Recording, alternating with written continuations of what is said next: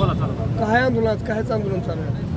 आज धाराशिव जिल्हा काँग्रेस कमिटीच्या वतीनं परवाजी नुकतीच सरकारनं 5वी आणि कोटी कर्जमाफी जाहीर केली, त्याचा निषेध नोंदवण्यासाठी आणि धाराशिव जिल्ह्यातून जाणारा शक्तीपीठ मार्ग रद्द व्हावा याच्यासाठी आम्ही जिल्हाधिकारी कार्यालयासमोर हे आंदोलन करतो आहोत.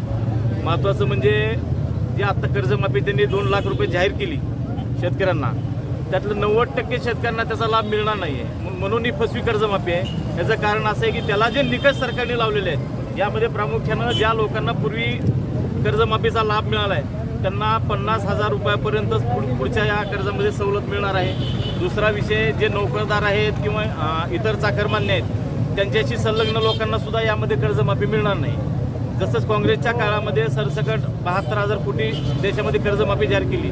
आमचंही तेच म्हणणं आहे की आत्ताच कुठलेही निकष न लावता सरसकट कर्जमाफी जाहीर करावी. शेतकरी आधीच पिचलेला आहे, कारण की या जिल्ह्यामध्ये मागच्या वेळेस अतिवृष्टी झाली, त्याचंही नुकसान भरपाई मिळालेलं नाही, पीक विमा मिळालेलं नाही आणि आता नुसती तुटपुंजी 2 लाखाची कर्जमाफी जाहीर केली, पण निकषामध्ये 90% शेतकरी बसत नाही आहे. याच्यासाठी आम्ही रस्त्यावर उतरून आंदोलन करतो. दुसरा विषय शक्तीपीठ मार्गाचा.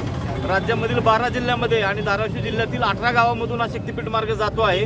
असा हा बिना कामाचा शक्तीपीठ मार्ग उद्योगपतींना त्यांचा कोळसा वाहण्यासाठी, गुत्तेदार जगवण्यासाठी हा मार्ग केला जातोय. याचा काडी मात्र शेतकऱ्यांना फायदा नाही, उलट मागा मोलाची आणि पिढीजात सांभाळलेली बापदादाच्या कष्टाची जमीन त्याच्यामध्ये सुपीक जमीन जात आहे. शेतीचं क्षेत्र कमी होत आहे. 17 ते 18 नद्यांच्या वरून पूल बांधून हा रस्ता जाणार आहे आणि 25 ते 30 फूट रोड हा उचलून आहे. त्याच्या रोड उचलून असल्यामुळे शेतकऱ्याच्या लेकराला साधे पानाची टपरी देखील त्या ठिकाणी टाकता येणार नाही. इतकं वाईट धोरण या सरकारचं आहे.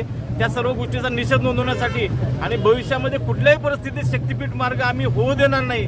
उद्या जेलमध्ये जायची जरी वेळ तरी काँग्रेस पक्षाचे पदाधिकारी आणि या जिल्ह्यातील शेतकरी तयार आहेत, एवढंच या ठिकाणी सांगतो.